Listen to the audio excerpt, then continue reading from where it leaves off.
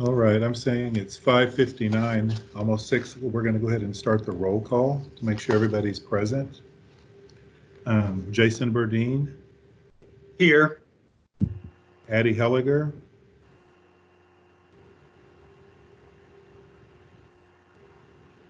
Addie, Hello. just checking roll. Okay, I've unmuted. We're checking roll. Thank you. Thank you. Dave Rosenthal, I am here. Allison Drew, I'm here.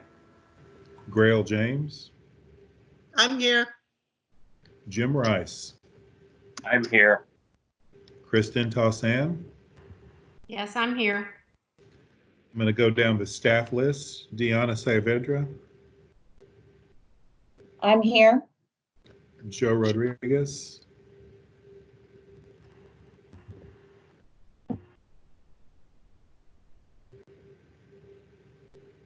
Joe Rodriguez. All right, Beth Martinez, I'm here. Brian Gwynn, I am here. Gwen Touche, I am here. Veronica Sofer, This is Veronica. I am here. Oscar Perez, This is Oscar. I am here. Long Pham, This is Long, and I am present. Anthony Indelicato, This is Anthony, and I'm present. Rob Scamardo, Yes, sir. This is Rob. I'm here. David Ryder, This is Chief Ryder, and I am here. Joe Rodriguez, are you here?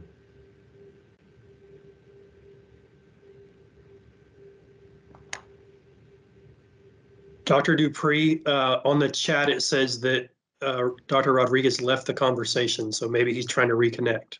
Yeah, he was having some technology issues a little earlier today, but I think we can go ahead and get started. Dr. So, Dupree, this is okay. Joe. I'm here. Very good. Thank you, Joe. All right, Yes, Mr. President, I will turn the meeting over to you. Thank you, Dr. Dupree. It is 6:02 p.m. and this meeting is hereby called to order.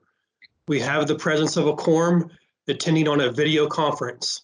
Notice of this meeting has been posted online and physically at the District Central Administration Building for at least 72 hours.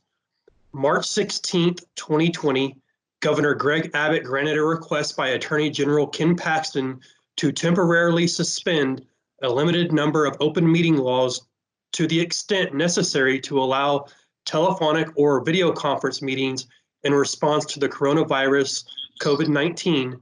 In accordance with those suspended rules, Fort Bend ISD certifies the following.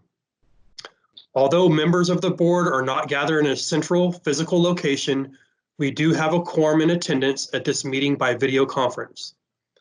This meeting is being held by video conference because the convening at one location of a quorum of the governmental body is not appropriate during the COVID-19 public health emergency.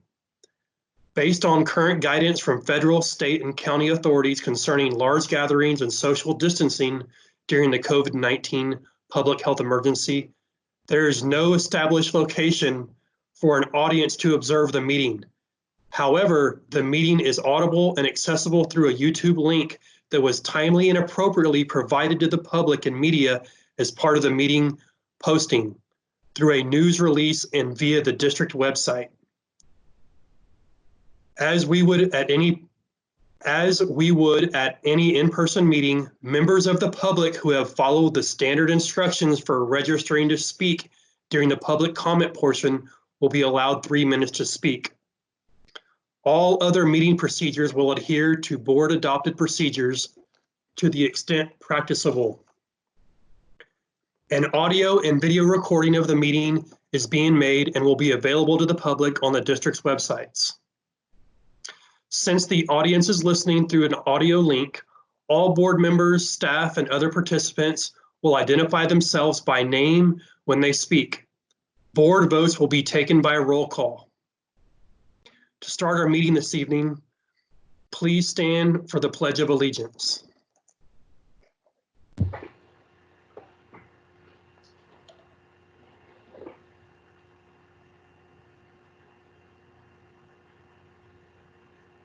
I pledge allegiance to the flag of the United States of America and to the republic for which it stands, one nation, under God, independent, with liberty and justice for all. Please remain standing for please remain standing for our silent invocation.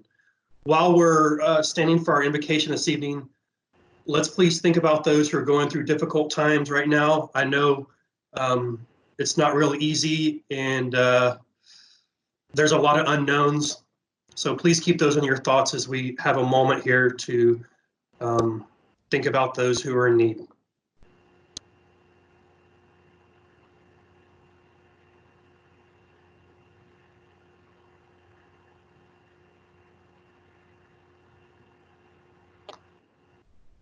All right, you may be seated.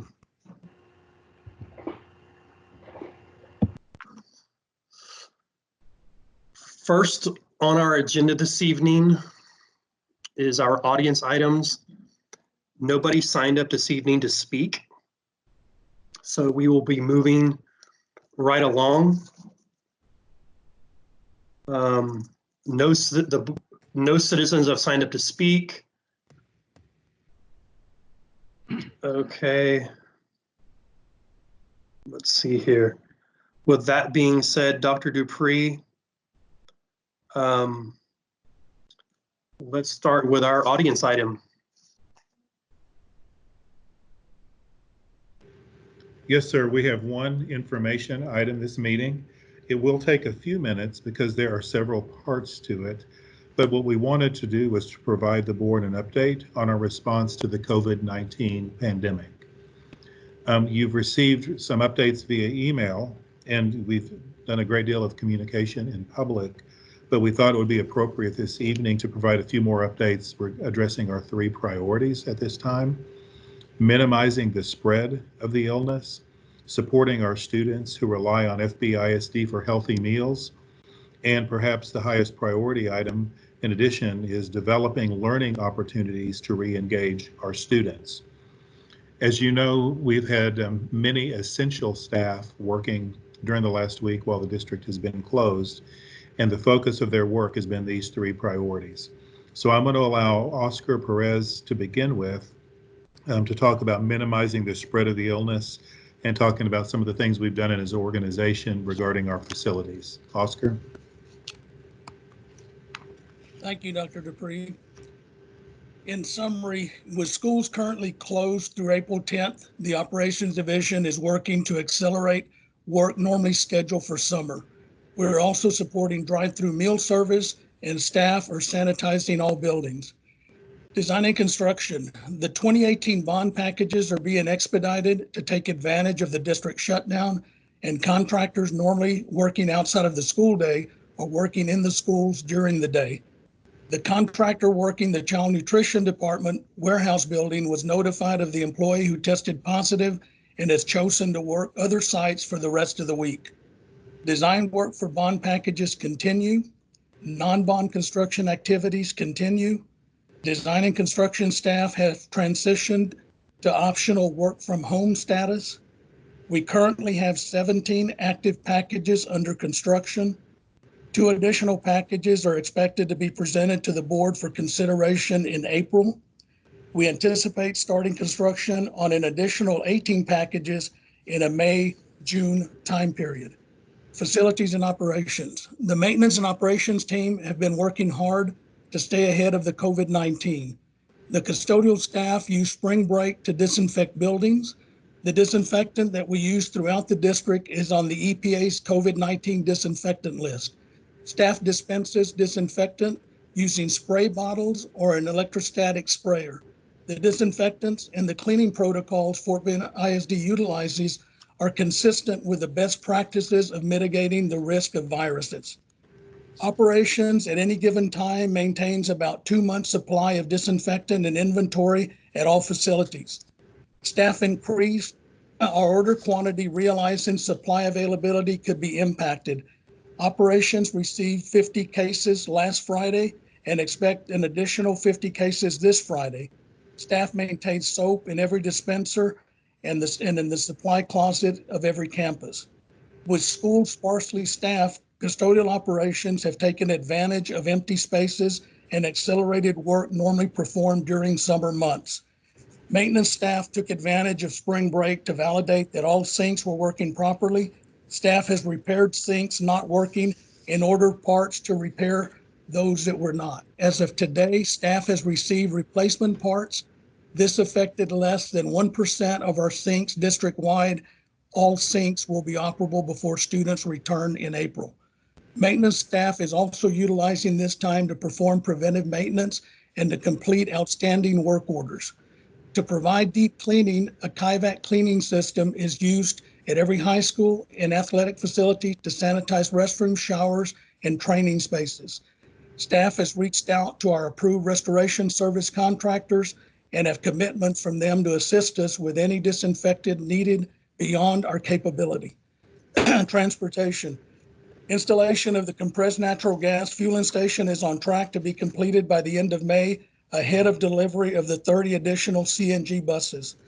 District mechanics continue to address vehicle maintenance in expectation of buses being utilized during summer months. Fort Bend ISD and Gold Star drivers and monitors are being paid during this time, and our bus drivers are on standby to be utilized as necessary. This concludes my report.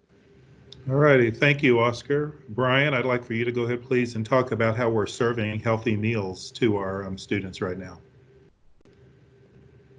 Yes, sir. This is Brian Gwynn, Chief Financial Officer, and I'd like to start out by saying that we started serving meals at 11 sites beginning on March 16th. Those sites were Dulles High School, Elkins High School, First Colony Middle School, Hightower High School, Hodges Bend Middle School, Kempner High School, McAuliffe Middle School, Missouri City Middle School, Ridgepoint High School, Thortarsha Middle School, and Travis High School.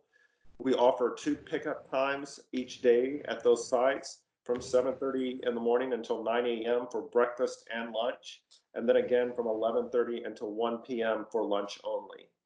We're averaging about 5,200 meals per day being served, and about 1/3 of those meals are breakfast and lunch pickup. So about 1,750 meals are picked up for breakfast and lunch.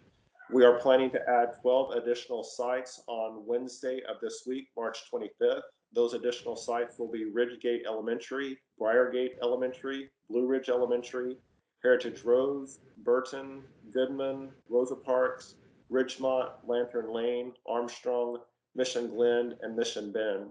And I will point out that those are all of our title campuses. So we'll have meal services at each of those campuses beginning on Wednesday of this week. They will also have the twice daily pickup, once at 7:30 and once at 11:30. So no changes to the scheduling there. The thing that I'll also mention in terms of sanitation, I know that is a concern that a lot of the public has. I'd say most all of our meal handlers are trained in meal handling and preparations and follow all safety guidelines that are required by both local health authorities as well as state health authorities.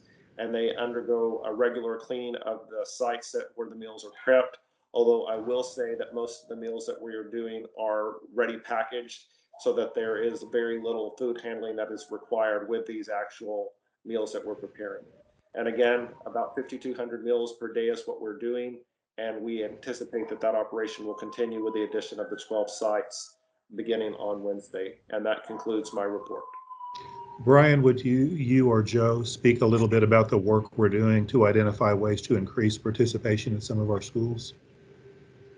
I'll let Joe answer specifically to the efforts that some of the title campuses have undertaken to do that. Dr. Dupree, can you please repeat that? I'm having some issues hearing the complete sentence or the question. We were asking about the efforts we're undertaking to make sure all students that can participate to increase participation in some of our schools. Yes, sir.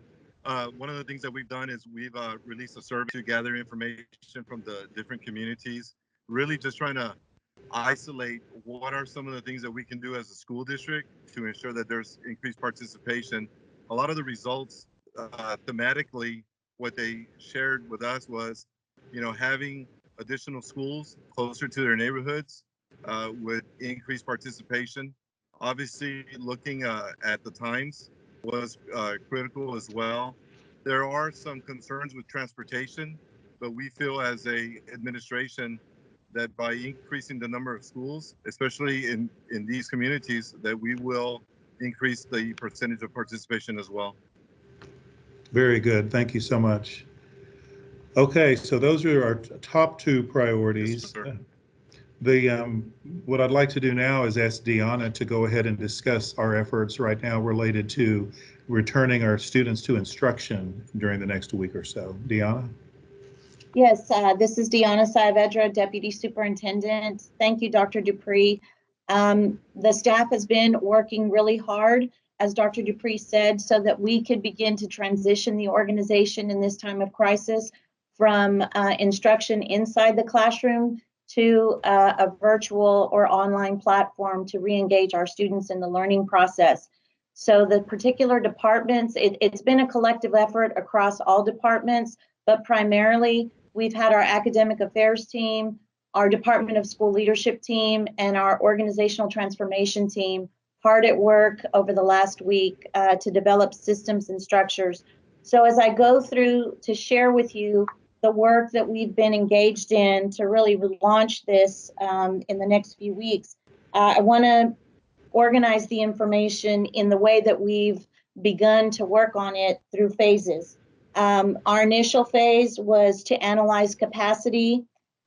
We moved into the second phase, which was building structures. I'll also describe what online student engagement will look like as we move into that phase. And then finally, online learning, where students will be and families will be engaged in course curriculum content. So we began our work first because we are one of the most diverse school districts in the nation to determine what is our capacity to shift to an online or virtual platform. The good news is that we were well positioned to do that because of the work that we've done the last 3 years with our learning management system and our Schoology tool. A lot of our staff are acclimated to using that tool, and students are used to working through that platform in their classrooms for the last 3 years. But to develop, so we developed a survey and pushed that out to our families and to our staff so that we could determine what is the capacity, what needs do we have in terms of hardware, what needs might we need to address in terms of internet access, and what tools do people need at their disposal in order to be able to do this. We did this capacity analysis beginning with leaders, then we transitioned to teachers, and last week we launched the survey for our families. We've gathered a lot of information up to this point. Families have until the end of today to continue to complete that survey. The early information indicates that we've got about 30% of our families as of yesterday who had participated in completing the survey. Today we had our call center alive and well so that they could continue to work with families who may not have had access to the survey online so that we could get them the information that we needed.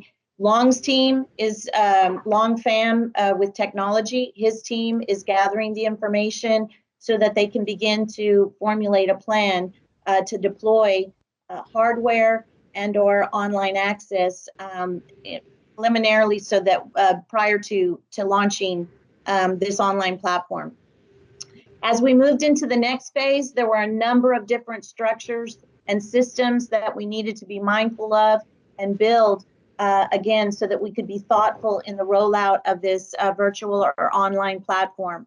We created a design team that consists of members from across all departments. That design team was really charged with developing the system structures and processes needed to continue to guide the work. We also have developed an online training plan for both campus leaders and teachers so that they can begin to engage and acclimate themselves to the online tools that they'll need to deliver instruction, engage students and families. We've also developed specific teacher expectations by level that include information associated with online learning. And when we think about instruction in general, whether that's in the classroom or whether through an online platform, there are 4 basic things that we need to keep in mind as we think about instruction. One is, how do we deliver and model content? How do we provide opportunities for students to practice and reflect on their learning? What kind of feedback can we provide students? And then what are opportunities for us to conference with students? So when we think about that in an online platform, delivery and modeling can happen via videoing lessons and pushing those out via Schoology. Developing systems, again, for practice and reflection for students. Assessing what students are submitting and providing them feedback, and then developing opportunities for conferencing. As we've built these expectations for teachers, we've also laid out specific information about how they might structure their day so that they have time to plan accordingly, that they have time to schedule business hours or office hours, if you will, for families to engage with them in video conferencing, and for them to provide feedback to students. So as I said, all of that is outlined and ready to be pushed to teachers so that we can begin to communicate those expectations. We've also developed daily/weekly schedules for families that give information about how much instructional time by level we might expect for families to engage in learning. I'll give you an example. Kindergarten students, as we think about them, they might engage in maybe an hour to 90 minutes a day at best. And we've given, we will be sharing with families information about what contents should they cover during a given day, how much time might they spend, how much time might they spend reading with students, and all of that is flexible in terms of how parents structure that. So we've given them good, clear guidance, but with a multitude of flexibility so that they can work through that process as a family. We've also developed curriculum supports for our teachers in terms of developing lesson plan protocols and providing them with exemplars so that they know how and what to do to plan an online learning lesson. In those lesson planning protocols, we've specified specific extensions for GT students, specific strategies for sheltered instruction to address English language learners, and also specific information associated with modifying and accommodating for students with special needs. As you all know, Dina Hill and her staff have been communicating with officials at the state level, as well as working with her team to develop a plan so that we can work through and amend any students' IEPs so that we can meet students' individual needs. You all know that last week we launched our first at-home learning resources page, and that was our first step in building systems and structures so that parents could begin to re-engage their kids with fun activities and begin to develop some structure in their households as a readiness tool for more formal learning as we begin to launch those pieces. Our data indicates that we had over 30,000 hits to that particular link. So we know that our parents are accessing the information that we're posting to the website and the information that we're pushing out. The next phase that I'll transition into is what we're doing to plan for the student engagement.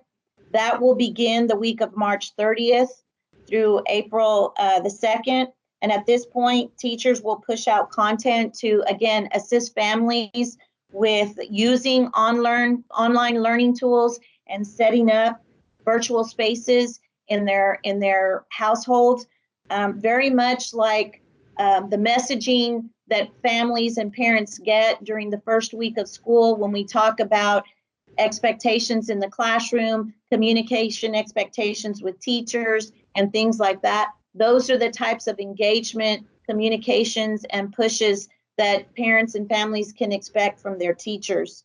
And then we'll transition into the formal online learning platform where students will begin to engage in curriculum content.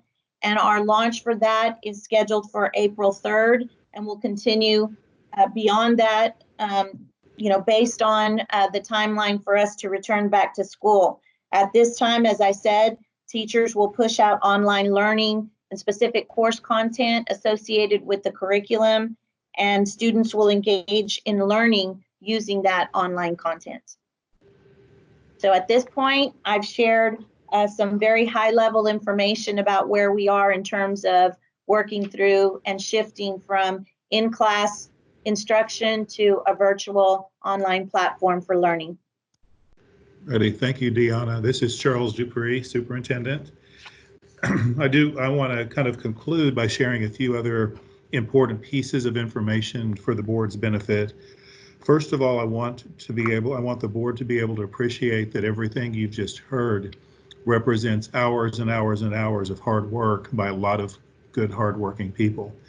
Our team has been very dedicated to meeting the needs of this community, and each thing you've heard reported on tonight has represented a substantial investment of time, including late evening hours and weekend hours, to try to get our students fed, kept them safe and clean, and to make sure that we're getting back onto online learning as quickly as we can.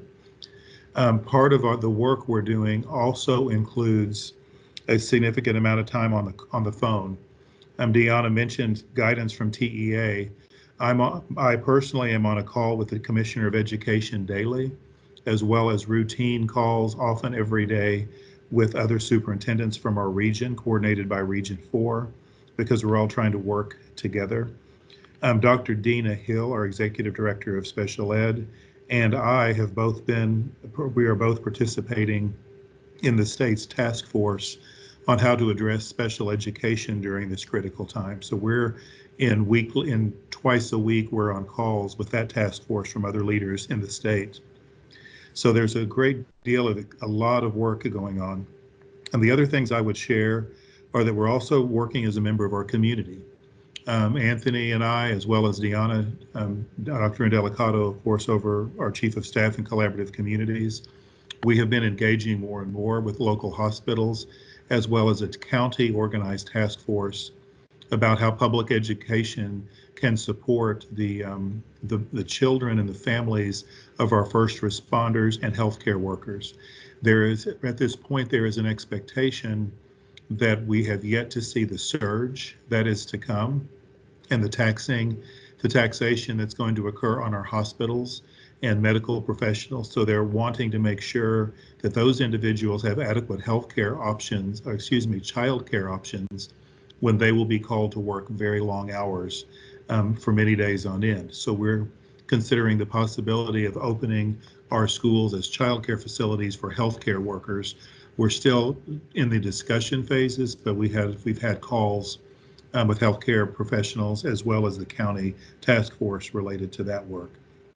We're also doing our best to help local other organizations, nonprofits, as well as our faith-based organizations, to provide them information to help them successfully support our community in regard to food, childcare, and other services. So we are a community leader and liaison in these areas. Tomorrow, actually, I'm doing a video chat with about 34 different faith-based entities in our community to bring them up to speed to what we're doing and how they can best support our community and our efforts during this time.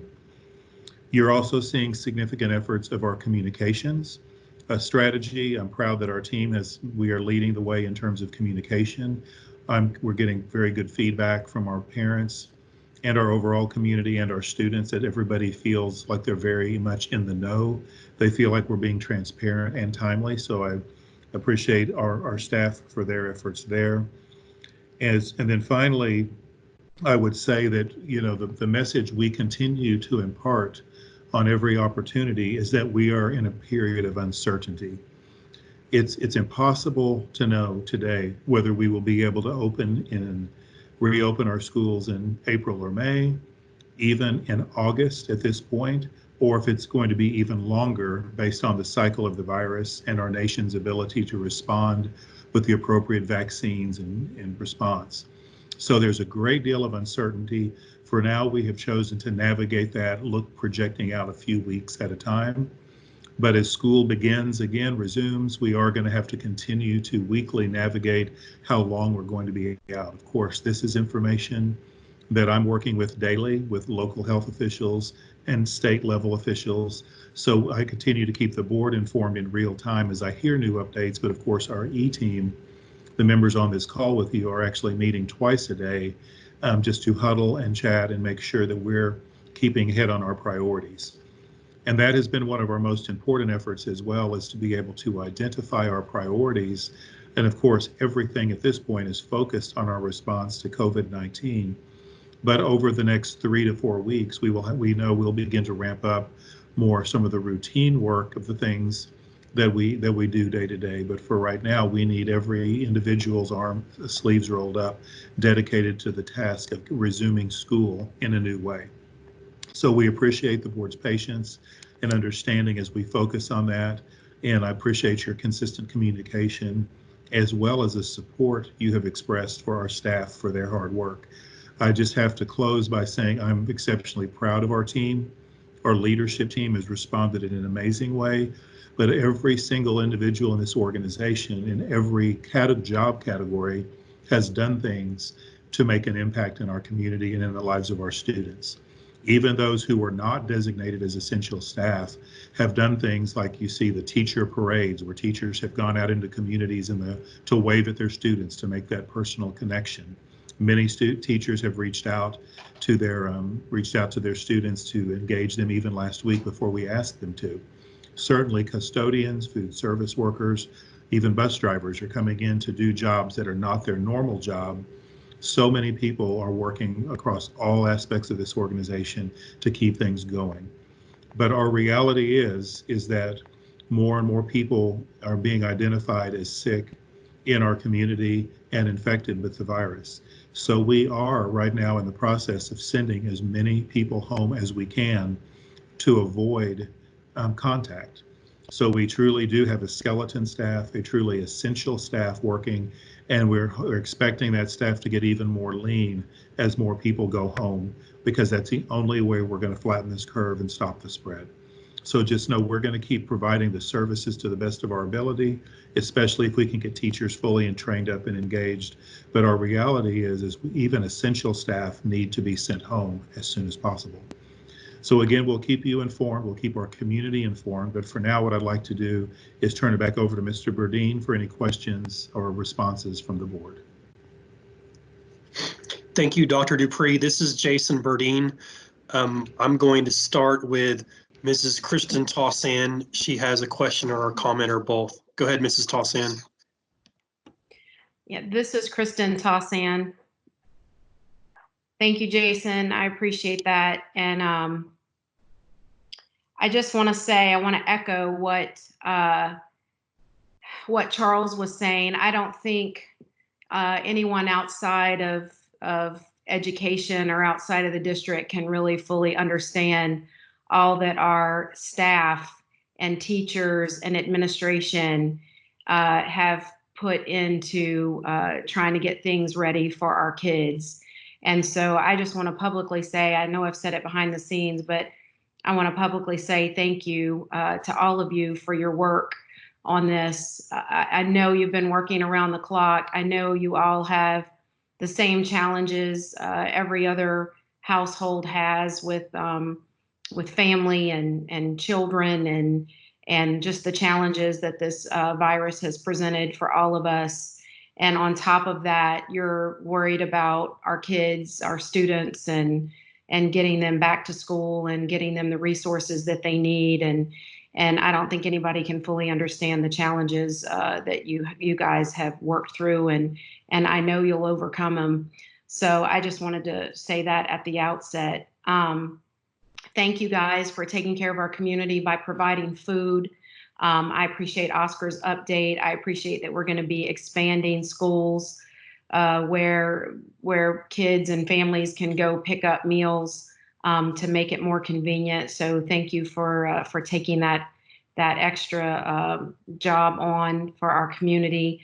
I know that we had coordinated with the Houston Food Bank to have food trucks arrive for our families, and we had some I guess some miscommunication or something happened there. If Oscar gave this update, I apologize, but I wanted to ask if we had gotten that worked out with the Houston Food Bank, and if they'll be showing up at some of our schools so that our families can get some of the food that they need. Yes, ma'am. That would be Anthony and Delicato who can respond to that. Yes, good evening. This is Anthony. We had coordinated a truck from the Houston Food Bank to be at Missouri City Middle School this past Friday, and we had numerous confirmations, and parents got there early. We had a very structured system. We collaborated with our extended learning department to have a numbering system. Chief Ryder had some officers there as well to provide some support and help. And then we realized about an hour and a half in, called the food bank, and they just dropped the ball. We had confirmations in email and writing and over the phone from them. So they acknowledged that. They apologized to every family online. Luckily, we had good leadership there from our department that helped make sure that all of our families have a number in terms of the order. They were in line. So even though they unfortunately some waited hours for food, we are actually tomorrow morning at the same site, same time. The food truck is supposed to be there, and we'll make sure that those families that waited did not lose that opportunity, and they'll be the first ones to receive the food. And if there's additional left over, then of course those next in line will receive that. So that was unfortunate, but we're making the best of that situation. We do have a second food truck that's organized for this Friday at Kempner High School. We'd love to have more trucks, but at this point, that's what the Houston Food Bank says that they can provide to us. But we are asking for more, and we're hoping that that will occur, but they're also trying to support other areas of our city. Thank you. Okay, great. Thank you for that update. So I'm sure there are going to be many, glitches along the way with a lot of organizations. So we just appreciate that they're doing this for our community and coordinating with you guys to provide, much needed groceries and food for our community members. So thanks for following up with that and for coordinating that for our community members. I also want to touch a little bit on Deanna's update. Thank you. I know that we're a leader in the state in supporting our students in special education and working very hard to do all that we can, what's best. So thanks to Dina Hill and you, Dr. Dupree, for being part of that task force to ensure that our kids who are in special education get everything that they need, as well as our English language learners. I know that some of our students who have those extra needs or have extra challenges, in addition to technology challenges, I know that some of those are hills that we're going to have to climb. And I appreciate that we're not shying away from it or not saying that we're not going to provide it. I know that Congress is looking right now at a bill, passing a bill that basically says we don't have to provide a free and appropriate public education at this time, with some saying that it's too difficult and we should just basically shove these kids to the side. And, I, for one, want to say publicly that Fort Bend ISD is not going to do that. I don't care what the federal government says. These are our kids. These are our students. And we need to do all we can to support them and provide what they need to the best of our ability. Not that there aren't going to be some challenges, but I appreciate that this district is a leader, not only in the state, but in the nation in providing that.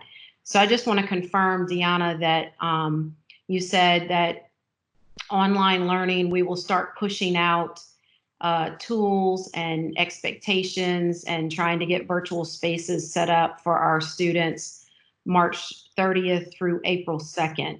And you said it would look very much like the first week of school, so to speak. Just trying to make sure that we get every kiddo set up and meeting their needs and determining what they need if they haven't already been able to provide that through the survey. Is that correct? Yes, ma'am.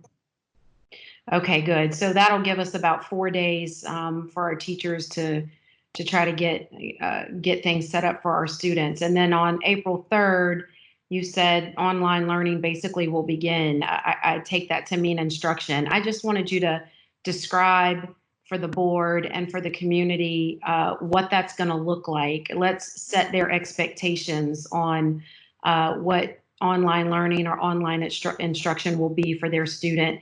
And it may be good to break it out into levels if that's pertinent, elementary versus secondary. Right. So one of the things that I mentioned in my comments is that as we think about the online learning platform, there are some things that would be similar in terms of what we would do in a regular classroom, a face-to-face classroom. And that would be, but as we look at an online learning platform, delivery and modeling of content. So I'm going to give you an example. Regardless of what level, a teacher may video using WeVideo a lesson that's going to push out content to kids, or they may assign a Khan Academy video to students to engage them in the learning of a particular content. Then, as I said before, we're going to push out to parents specific expectations associated with grade level and content. So let me go back and share with you some specific information associated with, like, for example, a kindergarten classroom. So a kindergarten classroom, if I'm looking at Monday, we might share with the parents, we have Monday, Tuesday, Wednesday, Thursday, Friday. On Monday, we might want them to spend with their kindergarten and first grade kids 15 minutes with ELA, maybe 15 minutes with math, and then set aside about 15 minutes of independent reading, because we know that the attention span of kids of that age may be a little bit more difficult, right? And then on Tuesday, it might look like 15 minutes of ELA, 15 minutes of math, 15 minutes of science. So, and then support for your child in terms of what PE, what ways might you engage your kids physically to address PE. And we'll also be posting online resources for wellness activities and things of that nature, character building and things that parents can work through in terms of activities for their kids. So Tuesday might be 60 total minutes of instruction that, again, family could determine what would those 60 minutes look like over the course of a day. And if they had multiple children, it may be that they've set aside however they want to structure that. We've left that flexibility for parents and their families based on their needs and the number of kids they may need to service. And so that's an example of what a Monday or a Tuesday might look like. Wednesday, we might go back to a similar schedule as Monday, where maybe there's about 45 minutes worth of total instructional time.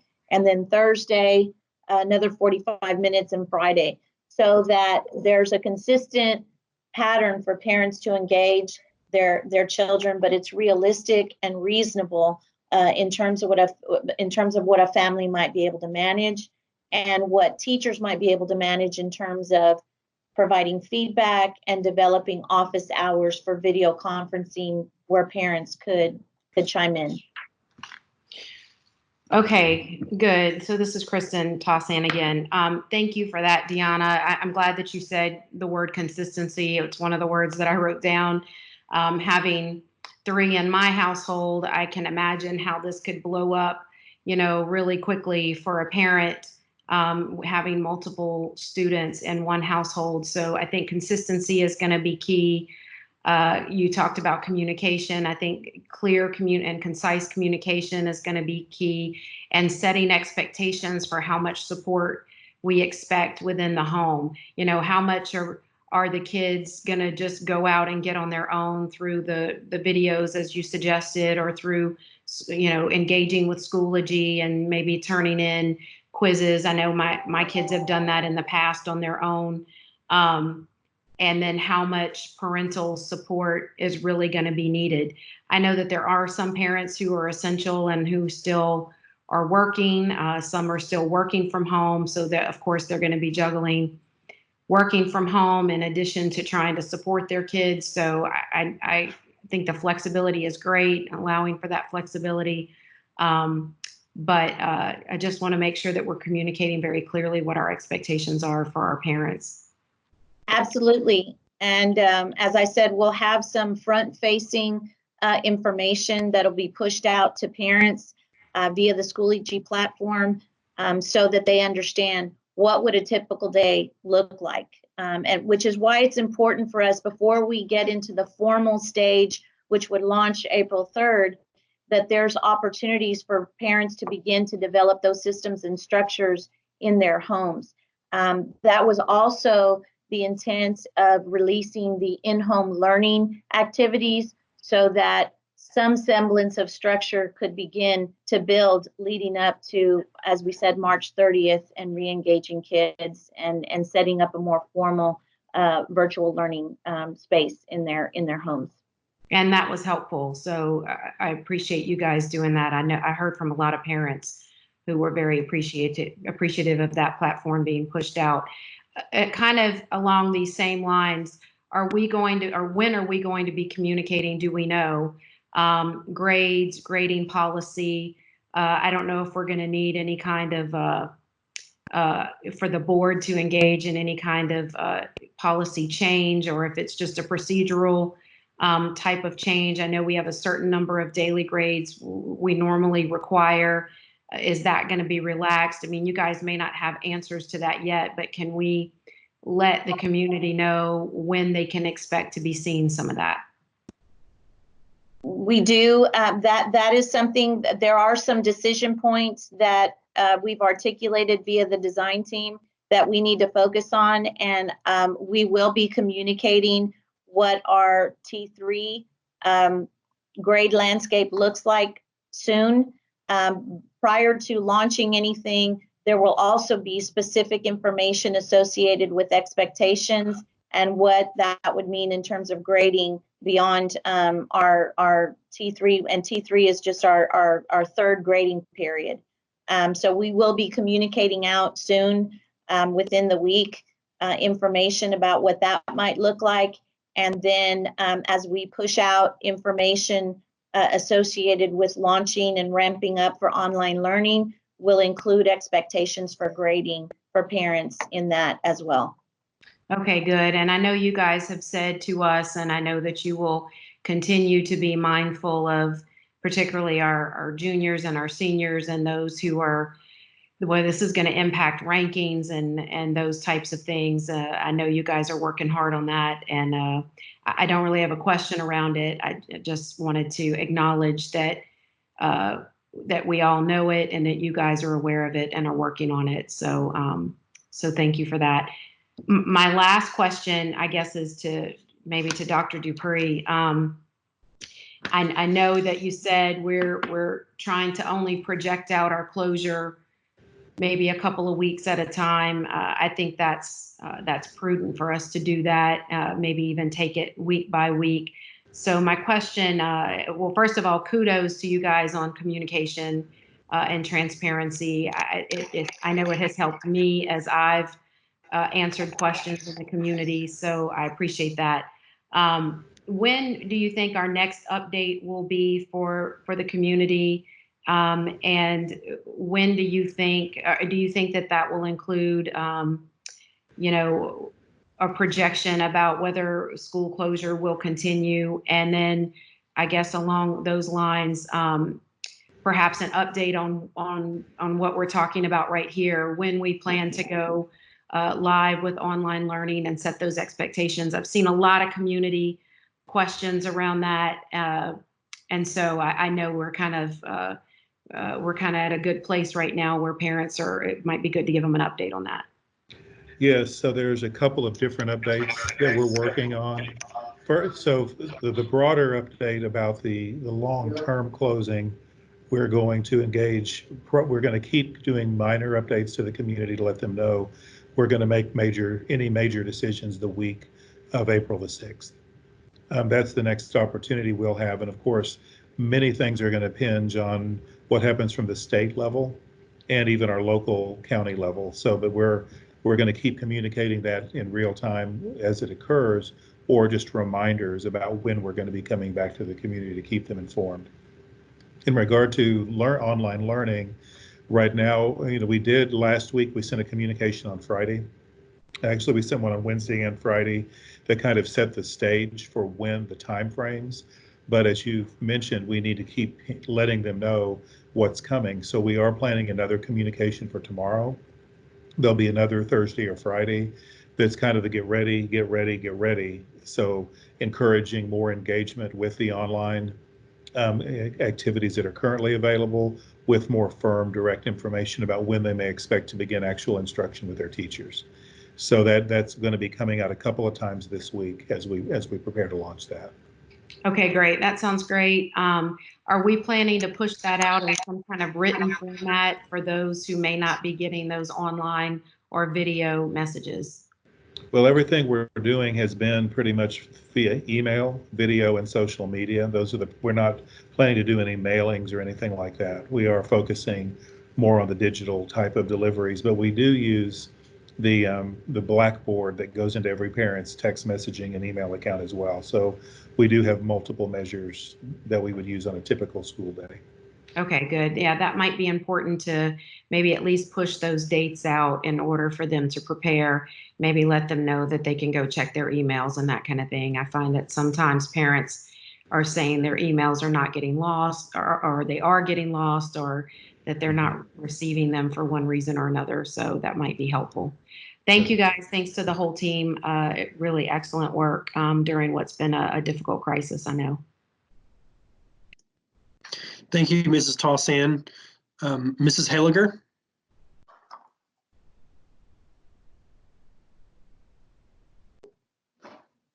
Hi, this is Addie Halliger. Can you hear me? We can hear you. Thank you. All right. So thank you, Dr. Dupree and staff, for all the work that you all have done so far with keeping our community abreast of in this unprecedented situation. I do have a couple of questions. I think I want to make sure that I guess just to piggyback a little bit on Mrs. Tassan's statement, is that we aren't expecting all of our homeschooled children to have a full day. Is that correct?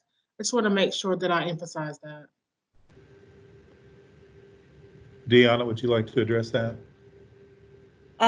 What I would say is, in terms of a full day, what we've given parents, or we will be giving parents information and content level expectations in terms of a minimum amount of engagement that we would expect in that online platform. Should a family want to engage longer, because there's going to be practice, there still may be homework and things, but in terms of engaging in the platform itself, we're giving expectations in terms of the amount of time each day that they should formally engage. Does that make sense? Yes, it does make sense. They said they can't see me. All right. So yes. I gave an example of a kinder and first grade, but a differentiated.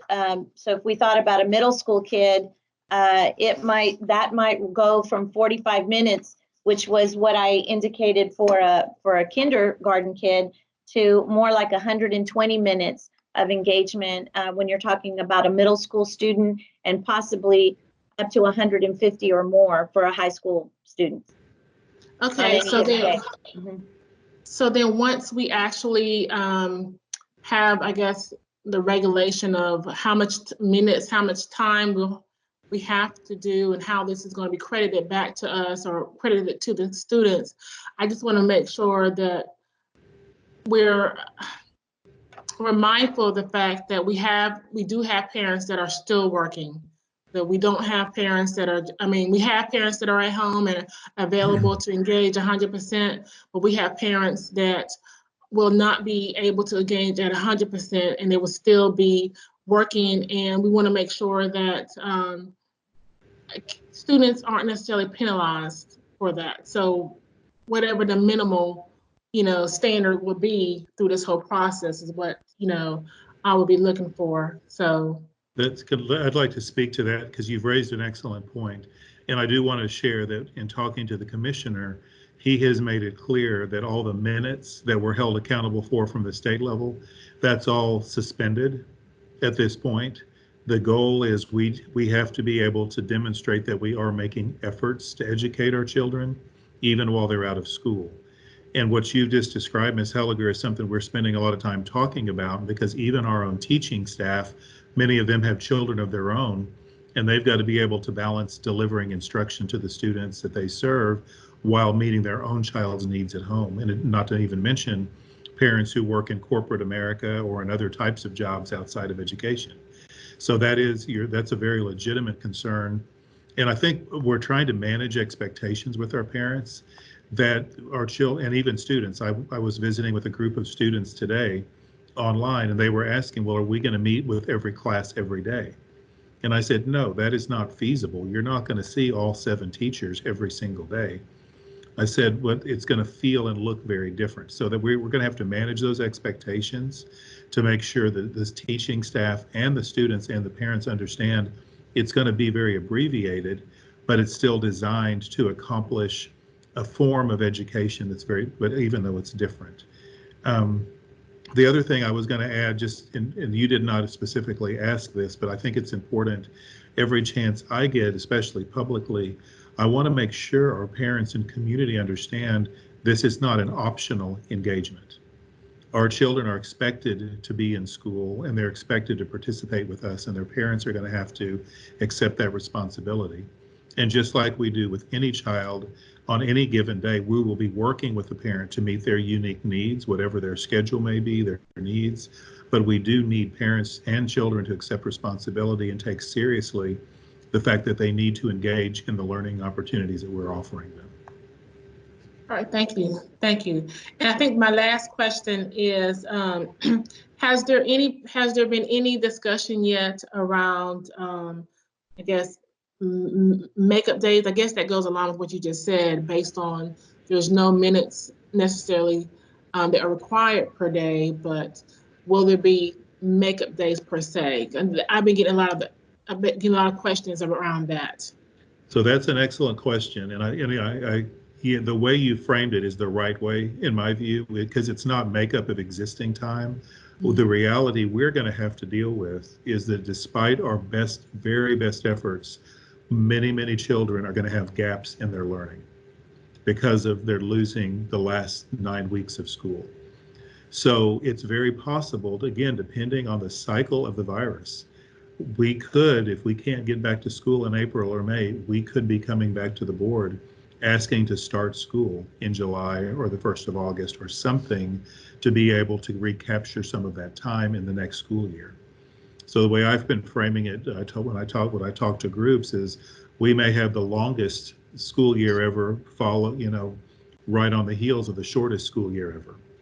But the bottom line is we've got to be looking for the best interest of our kiddos. If you think of the special education students, many of them are not going to be able to receive the required minutes from their IEP, and we're going to be doing compensatory services for them simply because we're trying to do things on a minimal online schedule, no matter how much we try to meet their needs this year. Any student is at risk of having gaps in their learning. You think of the algebra student who misses the last 9 weeks, they're not going to be ready for geometry. So what that means for us is we're going to have to make some hard decisions about when we do resume, what does it look like? How much of the curriculum are we going to have to repackage and reorder, and maybe even put some concepts from Algebra 2 into geometry? to be able to make sure students have the runway to be successful when they do resume in the courses that they have. Today our focus has been on right now getting kids back to learning today, but as soon as we get that up and running, we're going to then begin focusing our attentions on the long term and what it means when we bring kids back full time into our buildings. But you're absolutely asking the right questions. Okay, thank you so much. Thank you, Jason. Thank you, Mrs. Helliger. Mrs. James? Thank you, Jason. This is Grail James. And thank you for all the great information. I'm just so impressed with the staff and all the work that's gone on, all the work that you've all put in. This looks so well thought out, and what I hear too is you recognize the obstacles, because I just want to pick up on a couple of things that Kristen said and Addie said too, and that is we don't know how long this is going to go on, so we're planning for the long term, and we're going to struggle with equity because not everybody is going to have access, either because of technology, because of their situation at home, because of 100 different reasons, probably 75,000 different reasons. So I guess what I'm hearing you say is we're going to address that as best we can in the short term. And maybe this is my first question. Make sure that I heard it correctly. You're going to address that as best as you can in the short term, and then as we get to understand the landscape in the long term, come up with a broader plan or a bigger plan. Is that accurate? Yes, ma'am, that's exactly right. Because the way I've been framing it with staff and that we've talked about very openly, we have children in our communities today who could do very well at home with mom and dad with a few resources we send, because they have the cultural capital, they have the parents who are equipped and prepared to drive their students' learning. We have other children, no matter how much we give them or how many efforts we make, they're going to still struggle. And that's actually what you've hit on is the comments I've been making to the commissioner, is all of these efforts are fine and good across the state. But I told him, I said, Fort Bend ISD is going to do it better than anybody, but we're still going to have equity problems it's just inherent in the way this system is going to be structured, from everything from the logistics of the devices to mom and dad's availability and capacity and bandwidth to be able to serve their children, to language barriers, everything you can imagine we have in our district. So equity is an issue, and I appreciate you bringing that up, because that's the piece. We are doing our very best to address it, but it's going to be very difficult in the near term, and it'll be difficult in the long term. Even though we'll have all these kiddos back in our building, it's going to place a burden on them, their parents, and the teaching staff to try to close those gaps in the near term. Okay, and so thank you for that. And I think what I hear you saying through this evening's presentation too is, and I want to, well, first let me say, I really appreciate the at-home learning resources that you've already put out there. I've gotten very good feedback. People very excited about what was out there and being able to put some structure into their day. They want their kids to be learning, and they didn't know how to do it. So that is, thank you for providing that resource. I think it's going to be very, very helpful. I guess what I hear you say is, we're going to have some gaps. We're going to have some places where we're going to have to make up learning time, really, for kids. And we're not going to leave anybody behind. So parents that are upset or frustrated that they don't know what to do, or they can't get their computer to work, or whatever it is, we're going to put plans in place to help those families. Yes, ma'am, that's exactly what we're saying. Okay, that's great. And I want to say too, we've talked a lot in the boardroom about students owning their own learning, and this has come a little bit quicker than we expected. We didn't want them to have to be doing it when we didn't quite have everything in place for it. But maybe, again, this is an opportunity where we'll learn some lessons about what works and what doesn't work. And maybe there's some opportunity to learn, some best practices. Because as some of your staff has already said, Dr. Dupree, there's so many creative things going on already that I see posted on social media, I've seen on YouTube, and it's pretty exciting to see those sort of creative and innovative things. And I'm excited about what other creative and innovative things we'll come up with through this journey. So I just want to comment on that, and I appreciate your staff's really, truly remarkable effort, their commitment to this, their understanding that the students are a priority. And I really, the hours that you've put in and the team has put in, and many of the teachers, are working hard, and I just appreciate all of that and all the work that's going to go forward. We're going to be working in a new way, and we all look at us. We're having a board meeting through a video chat, and everybody's going to be learning to work in a new way. And I just appreciate all the district's efforts in that and the staff's efforts. Thank you. One other comment I wanted to make, and this is getting to something that Mrs. Tossan mentioned about governance issues. And I know, we've got our way we've done business in place, but I recognize that things may have to change and things may be different, and our priorities might be a little bit different going forward. So I just want to say that I'm open to learning what that's going to be and learning to reprioritize things as we figure out sort of the board's role in this kind of new situation. So that's my final comment. Thank you very much, Mrs. James. Mr. Rosenthal. Yes, thank you. This is Dave Rosenthal. So I had several comments, probably echo a lot of what's already been said. And first, I would also like to thank Charles and the E-team. I think you guys are doing wonders under just unprecedented circumstances. I think in the end, a lot of districts around the state are really going to look up and to see what we accomplished, what we learned. And so I think we're going to be a source of experience for the rest of the state, and who knows, maybe the country. And so I appreciate the planning. You haven't just rushed into trying to get curriculum out there just for the sake of having it out there. And Charles, I was wanting to respond to what Addie was saying, and I was writing the word manage expectations. This is the second time in 2 of these online meetings that you were saying something as I was writing that same phrase. And so, I think Addie's right. There's no way that kids are going to be learning 7-8 hours a day, through online activity. So I appreciate you making that comment, and I hope that people understand that.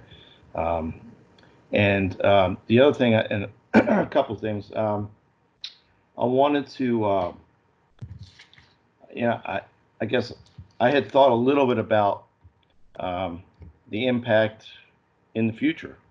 This is going to impact kids all throughout next year. And it's going to impact kids differently across the district. It'll impact kids differently within the same schools. And so it's going to be a huge challenge to catch up from all this, because again, kids are not going to get the same experience as they would be inside the schools. And so I'm sure you guys are thinking of strategies, or will be as we learn more. And so I wanted to also ask, has there been any discussion with the commissioner, because I know some colleges are doing this already, about pass-fail? options instead of actually worrying about grades, trying to grade student work. And of course, that's going to have an impact on college selection and class rank and top 10% and all that stuff. And again, I just want to know if there's been discussion about that. You don't have to, put stuff out there if you're not ready to put it out there.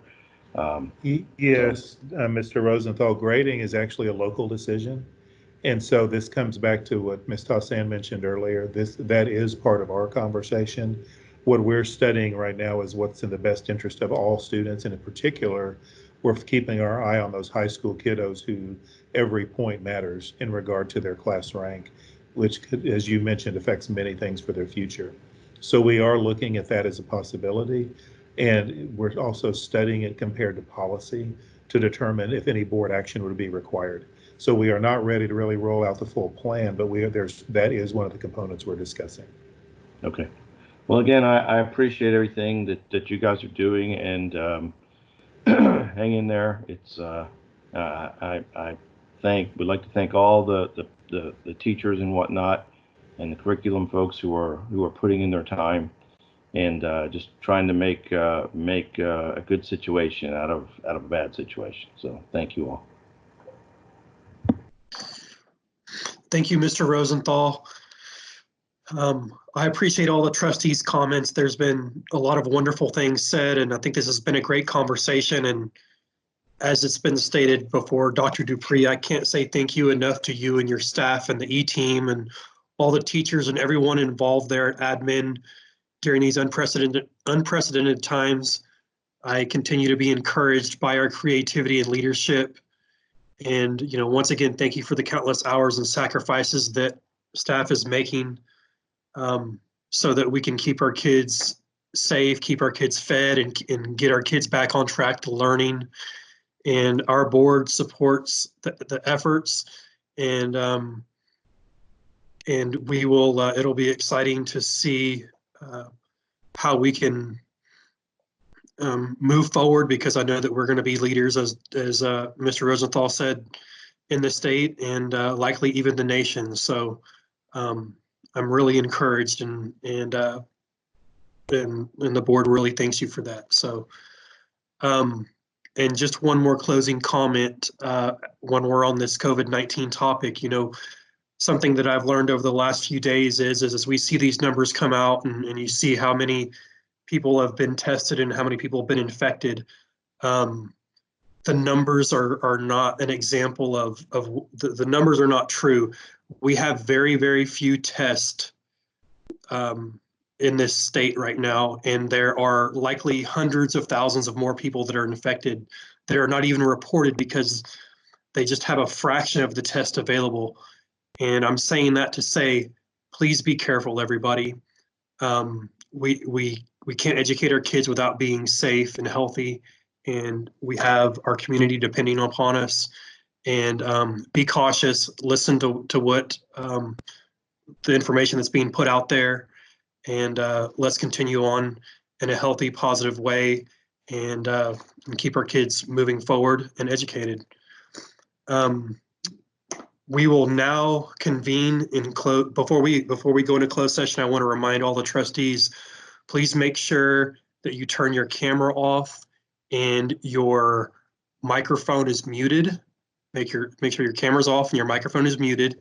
And the login phone number was sent to you to call in so that we can have our closed session. So we will now convene in closed session under Texas Open Meeting Act, Texas Government Code Chapter 551, under the following sections for the purpose of a private consultation with the board's attorney on any or all subject matters authorized by law, to consider purchase, exchange, lease, or value of real property, personal matters, security matters, student discipline matter or complaint or section. We are now convened in closed session.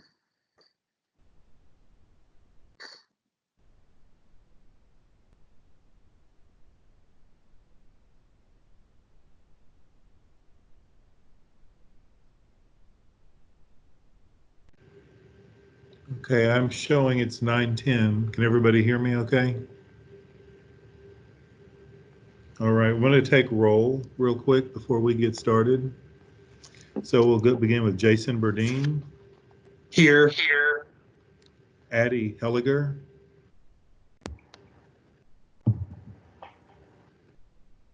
Dave Rosenthal. Here. Allison Drew. I'm here. Grail James. I'm here. Jim Rice. Jim Rice is here. Kristen Tossan. Kristen Tossing is here. Okay, I will come back to, oh, there she is. Addie Helliger is I'm present. here. Okay, staff, Deanna Saavedra, I'm here. Joe Rodriguez, Joe is here. Beth Martinez, I'm here. Brian Gwynn, This is Brian, I'm here. Gwen Touche, This is Gwen and I'm here. Veronica Sofer, This is Veronica, and I'm here. Oscar Perez, This is Oscar, and I'm here. Long Thom, This is Long, and I'm here. Anthony Delicato, This is Anthony, present. Rob Scamardo, This is Rob, and I'm here. and David Ryder. This is David Ryder, and I'm here. Board Counsel Rick Morris. I'm here as well. All right, Mr. President. Thank you, Dr. Dupree. Thank you all for being here again this evening. We are now reconvened in open session. Next, we will consider motions on or consider action on our closed session items. Mrs. James. Thank you, Mr. Burdine. This is Grail James. I move that we appoint Tristan Scott as Director of Transportation. This is Jim Rice. I second her motion. All right, Mr. Rice, can you say that again? This is trustee Jim Rice, and I second her motion. All right, we have a motion by Mrs. James and a second by Mr. Rice. To vote, I'm going to call each trustee by name. Please state your name, wait 2 or 3 seconds, and then vote yay or nay. Mrs. Allison Drew. This is Allison Drew. Yay. Mrs. Addie Helliger. This is Addie Helliger. All right. Yay. All right. Mrs. James. This is Grail James. Yay. Mr. Rice. This is Jim Rice. Yay. Mr. Rosenthal. This is Dave Rosenthal. Yay. Mrs. Tossan. This is Kristen Tossan. Yay. And this is Jason Burdine. Also yay. This motion passes. Moving along, we have our board activity report. Mr. Rosenthal, please state your name, and whenever you're ready, give us a few seconds after you state your name and go ahead with our board activity report for this month.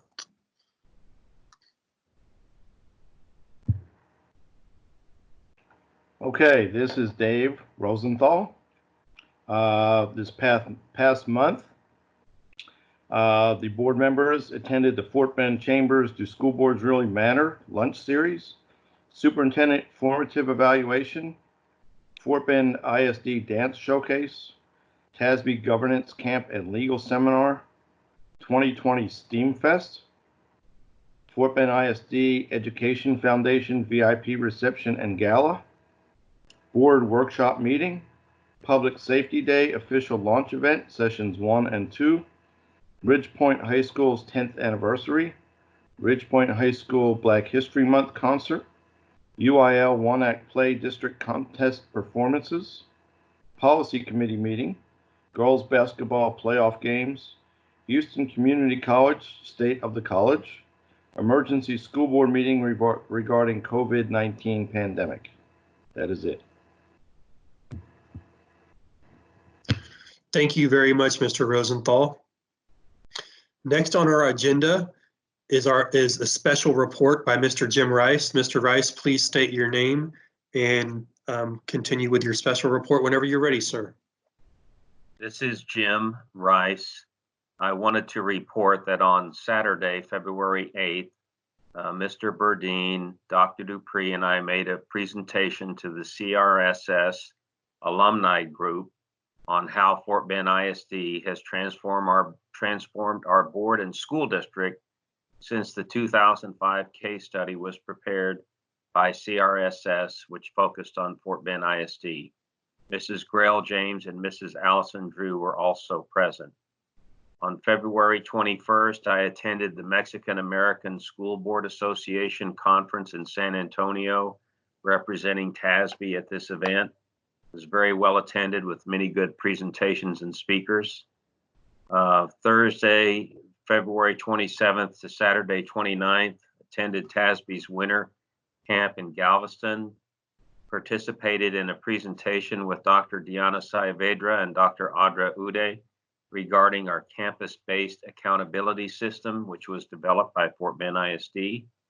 In addition, Mrs. Grail James and Mrs. Allison Drew and I attended a presentation by our Fort Bend ISD High School Diversity Conference regarding mental health has joined the chat. Our students did a great job presenting to a packed room. We also attended a presentation featuring LGBT students, which also played to a packed house and was very inspirational and informative. At that same conference, Mrs. James, Mrs. Drew, and I completed the required SB 1566 training. On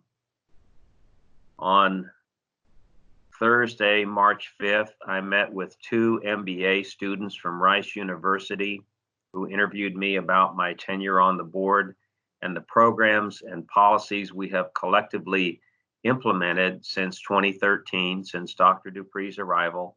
They're preparing a follow-up case study to the one prepared by CRSS 15 years ago.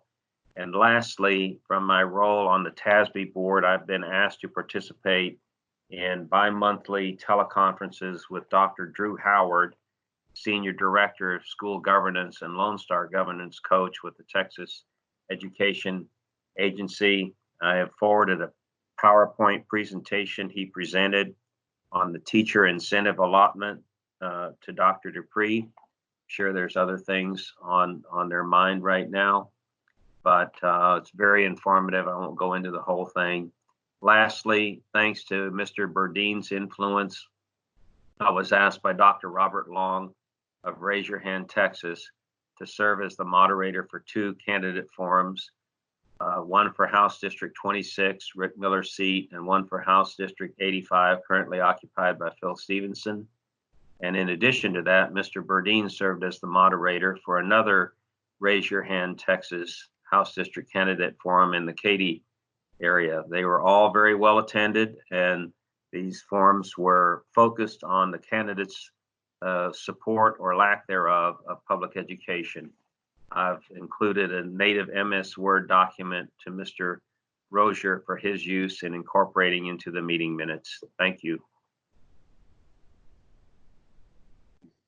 Thank you very much for your reports, Mr. Rice. We really appreciate that.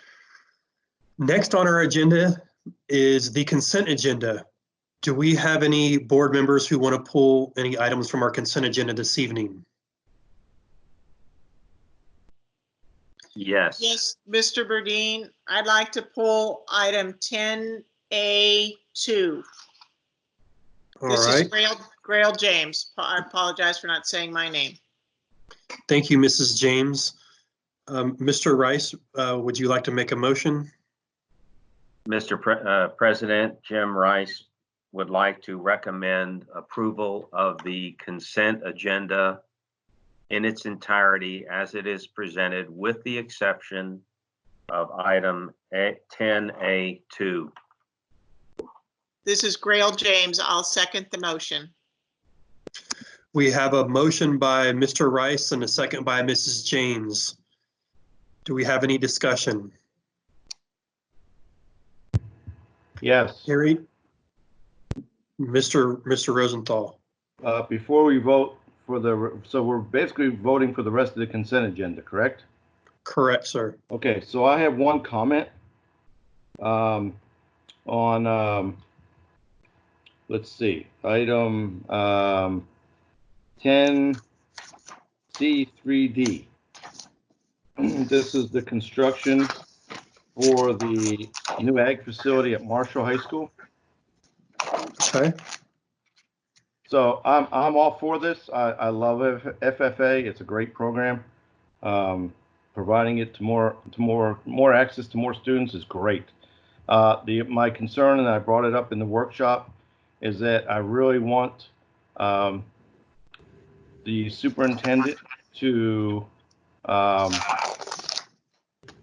make a commitment to consider another facility so that folks down at Hightower, Ridge Point, and High School 12 will have a facility there too, because otherwise it will be impractical for those students to travel all the way up to Marshall and make that an effective program. Plus, you're basically asking 6 schools to share one bar, and that's not done anywhere else in the district. So that's all. I'm all for this, but I would like Charles to make a comment on that and make sure he's heard what I said. Yes, I can speak to that. So this is Charles Dupree, Superintendent. Even after the workshop, I met with staff, and what the plan is at this point, as you know, there'll be a design and construction period for this project. So the existing barn on the Hightower site, near the Hightower site on Trammell Fresno, will be operational for a while. And we're trying to time all of this in such a way we'll be able to get the funding and design and construct the other one, an additional site, as you've described, in a timely manner. And we'll be identifying that site in, sometime in the next several months. Of course, again, as we get through the current situation, but it is on our priority list to identify so the community can know and we can inform the board about where that site would be located. Great, thank you. Mm-hmm.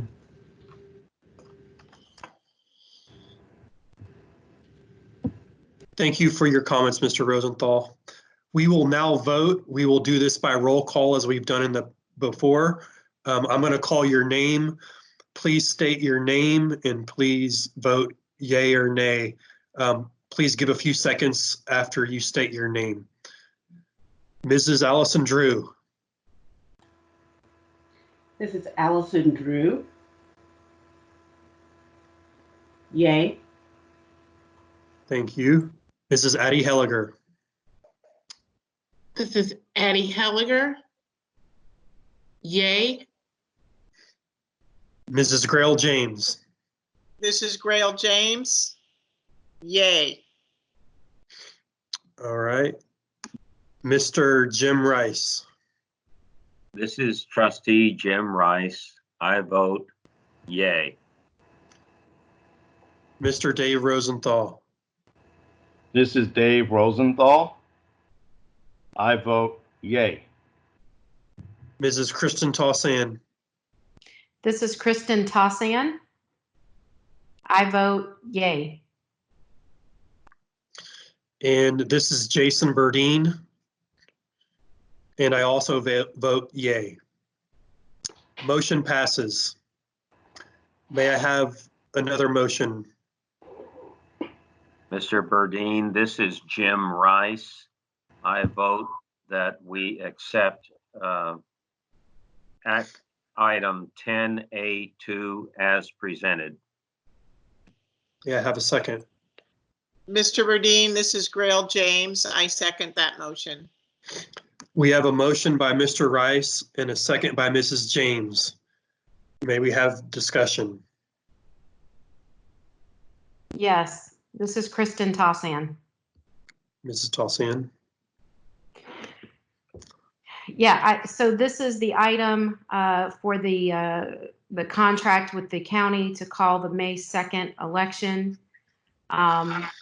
Due to the public health crisis that we are facing in not only in Fort Bend ISD, but around the state, nation, and the world, I believe that it's in the best interest of our public, of our community, to not move forward with this contract with the county, but to consider postponement of the election for on behalf of our students, our staff, and our community. And so I would vote and recommend that our trustees vote not to proceed with this contract at this time. All right, thank you, Mrs. Tossian. Mr. Rice, did you have a comment? Yes, this is Jim Rice. And Mr. Burdine, I would agree with Mrs. Tossian. We are the largest employer in Fort Bend County. Currently, the earliest that we think we can bring kids back is at the end of the April 10th quarantine period, which effectively means April 13th. And that leaves just a couple weeks before the May election.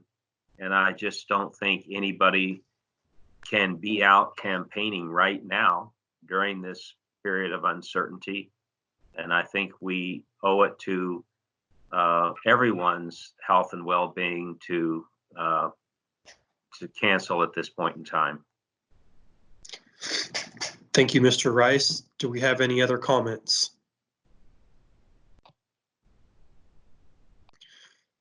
With that being said, we are now voting on item 10A2. Once again, I will call roll. State your name, give me just a few seconds, and then say yay or nay. This is Allison Drew. This is Allison Drew. I vote nay. Mrs. Addie Helliger.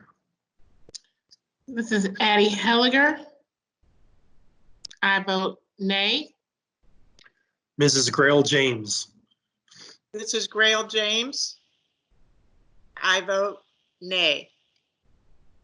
Mr. Jim Rice. This is Jim Rice. I vote nay. Mr. Dave Rosenthal. This is Dave Rosenthal. I vote nay. Mrs. Kristen Tossian. This is Kristen Tossian. I vote nay. And this is Jason Burdine, and I also vote nay. This motion does not pass. Mr. Burdine, I would like to make another motion at this time. Okay. May I have a second? Well, let me, A second. may I make the motion? Okay, I'm sorry. Yeah, go ahead. Please make your motion. All right, I move that the board approve postponement of the May 2nd, 2020 board election pursuant to Governor Abbott's March 18th, 2020 proclamation, and to direct Board President Jason Burdine and Superintendent Charles Dupree to create an order pursuant to the Governor's proclamation for consideration at the Board of Trustee meeting on April 13th, 2020. This is Allison Drew. I second that motion. All right. We have a motion by Mrs. Tossian and a second by Mrs. Drew. Do we have any discussion? Yes, Mr. Burdine. Go ahead, Mrs. Tossian. I would just like to say that I'm making this motion in an effort to be transparent to our community about where our board is headed, and in light of the fact that we did not approve the contract with the county to move forward with the May 2nd election. And so I just wanted to state clearly for the record my purpose as it's related to the contract and the board's intention moving forward.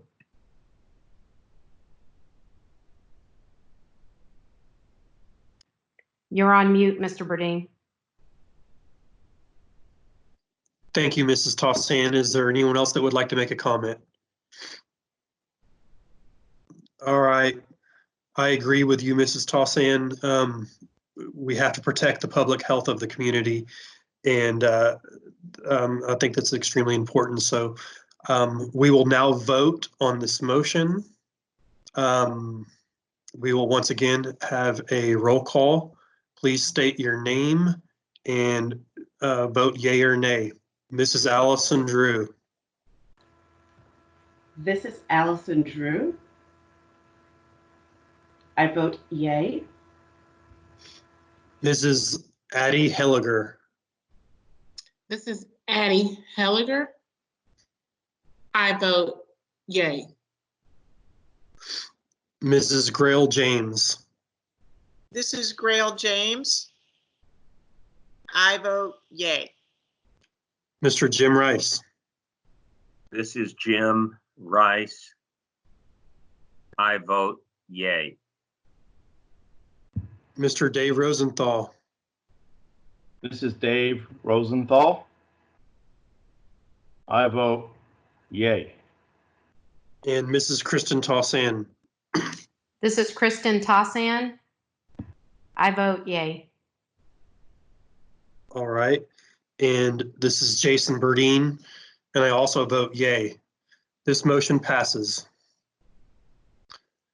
We were now going to move along to next on the agenda is our action items, which we don't have anything this evening. So Dr. Dupree, we will review our future board meeting agenda items. Yes, sir. As you know, everything is currently in flux right now, given the current circumstance and staff's 100% dedication to launching online instruction in the next week. So we have a bunch of items on here for April, but many of those are going to be postponed. And so I'm not going to spend a lot of time, but I will say one thing we are going to honor in April for certain is the instructional management internal audit report that has been coming. We'll withhold. There's other items like the board trustee training update. We'll need to determine if we're required to do that in April, or if we would now do that in relationship to the election when it is scheduled. We will revisit budget development and do a quarterly financial update. And April is a month also for contract renewal and non-renewal and termination, as well as transportation and hazardous routes. So we'll be determining how, for example, contract renewal. At this point, we don't have an end to the school year to reference for any non-renewals or renewals. So we will be doing a lot of work in the next several weeks on all of these items.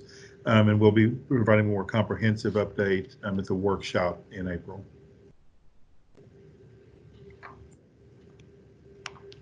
Thank you very much, Dr. Dupree. May I have a motion to adjourn? I move that we adjourn. This is Addie Helliger. Addie Helliger moves that we adjourn. This meeting is now adjourned. Thank you all very much this evening. I appreciate all of you being here.